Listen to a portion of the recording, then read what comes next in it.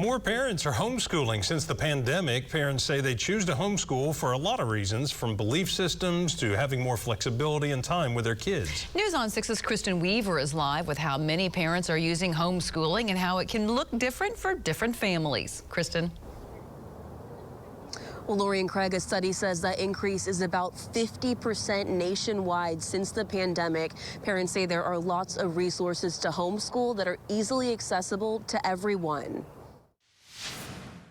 Okay, that's fine. Katherine Johnson's kitchen table is today's classroom, where her daughter Nora and son Pax work on their handwriting skills. Class can happen anywhere in Katherine's home with lots of time to read and play. She's been a homeschool mom since 2018. We love having a slower pace of life. We don't have to rush in the mornings and pack lunches and do all of that. Katherine says she likes the flexibility, like sending Nora to gymnastics in the morning or piano in the afternoon. But she says the best part is the family time and seeing her kids reach milestones. Way to go.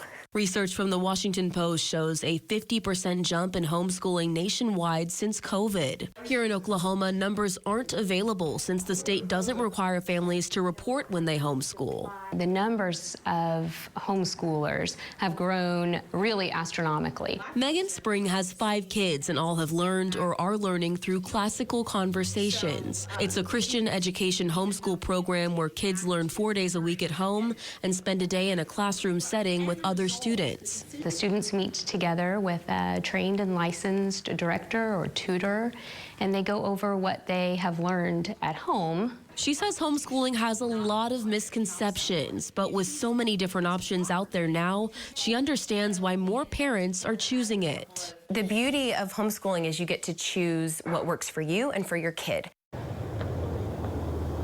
And there are very little requirements for homeschooling here in Oklahoma, only that students have to be taught for 180 days of the year and be between ages 5 to 18.